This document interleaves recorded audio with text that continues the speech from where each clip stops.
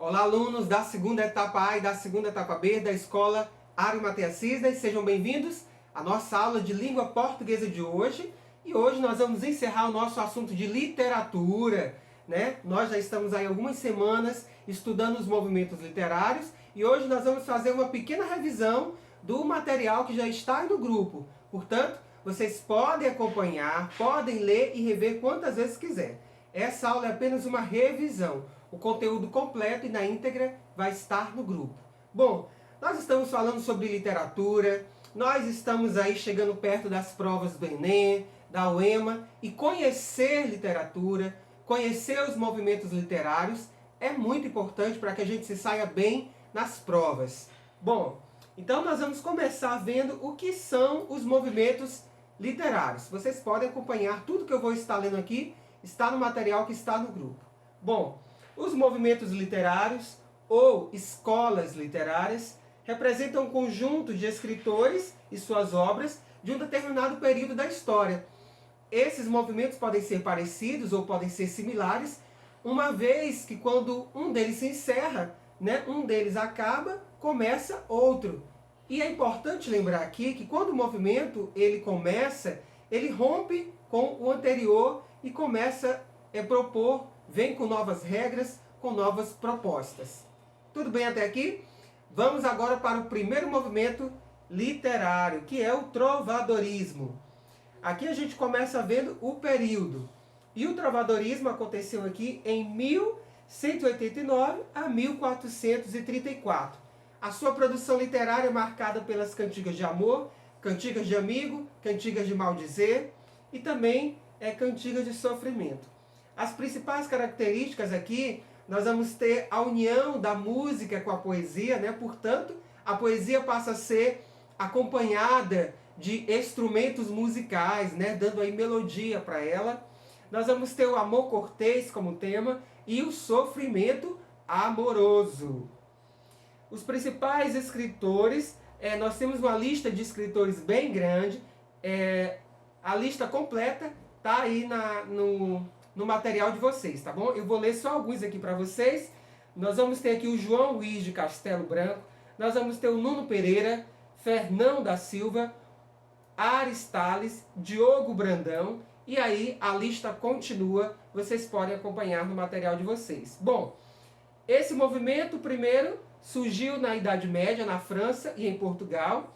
Ele teve como marca inicial a Cantiga da Ribeirinha, produzida pelo trovador Paio Soares. A produção literária desse movimento foi reunida nos cancioneiros e esteve marcado pelas cantigas trovadorescas, divididas em, como eu já falei para vocês, cantigas de amor, cantigas de amigo, cantigas de escárnio e de maldizer.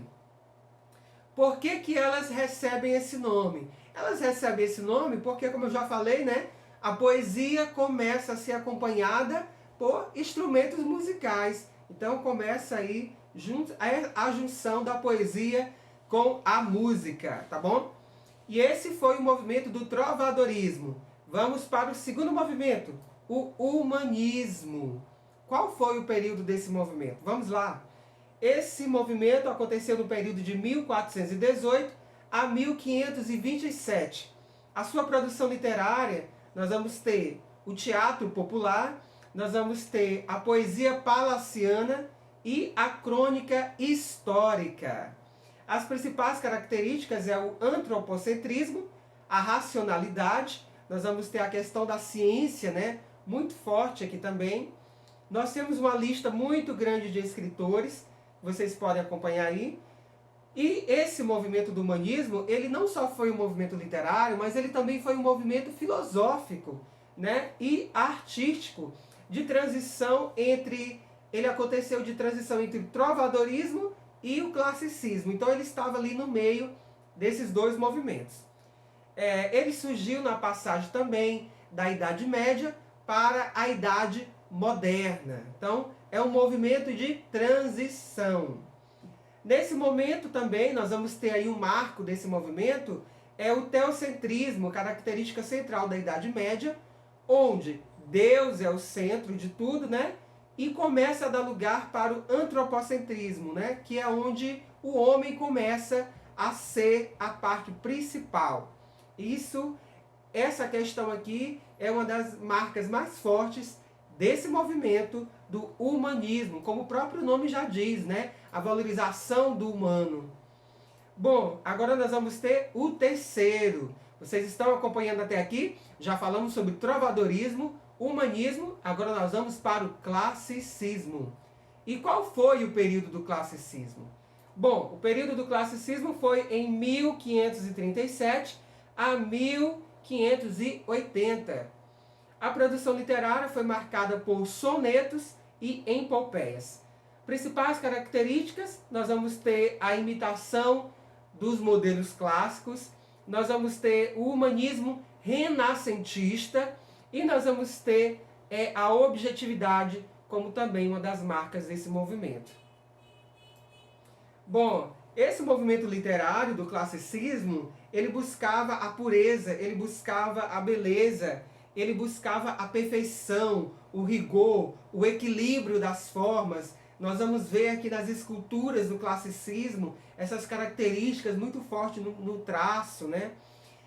Nós vamos ter nesse contexto, né, o classicismo surgiu no contexto do Renascimento, que nós vamos falar ainda sobre esse movimento do Renascimento.